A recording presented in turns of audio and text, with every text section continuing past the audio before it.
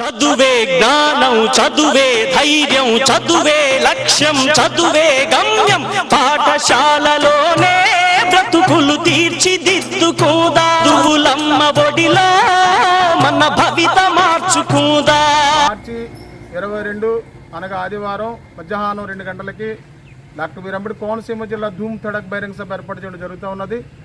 దీనికి ఎమ్మెల్యేలు, ఎంపీలు, ఎక్స్-ఎమ్మెల్యేలు, ఎక్స్-ఎంపీలు, అలాగే ఈ కార్యక్రమానికి పివి సునీల్ కుమార్ డీజీపీ గారు, జడా శ్రావణ్ కుమార్ జడ్జి గారు, కలెక్టర్ విజయ్ కుమార్ గారు, జీవి హర్ష్ కుమార్ గారు, నైలన కృష్ణారావు గారు మరి కొంతమంది విచ్చేస్తున్నారు. కరెంట్ సీనియర్పై డాక్టర్ బాబాసాహెబ్ అంబేద్కర్ ఫోటో పెట్టాలి.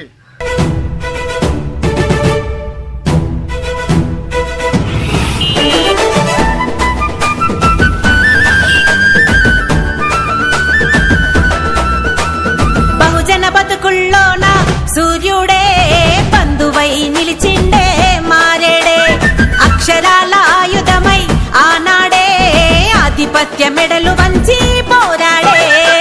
4 దిక్కులల్లో అంబేద్కరుడే నవ భారత నిర్మాత ఈ భాస్కరుడే.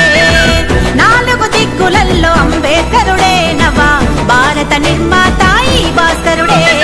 బహుజన బతుకుల్లోన సూర్యుడే బంధువై నిలిసిండే, మారేడే అక్షరాల ఆయుధమై ఆనాడే ఆధిపత్య మెడలు వంచి పోరాడే.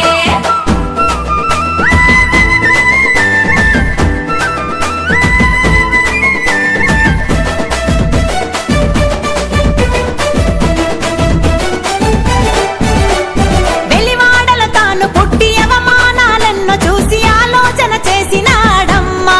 జై భీమ్. అందరికీ ఓటునిచ్చి సమానతను చాటి చెప్పి పేదలకు రాజ్యమిచ్చెనమ్మా. పేదలకు రాజ్యమిచ్చెనమ్మా. ఆ మనువాదం మంటల్లో కాల్చేశాడు, మనువాదం మంటల్లో కాల్చేశాడు. మన పాలన మనకంటూ గర్జించాడు.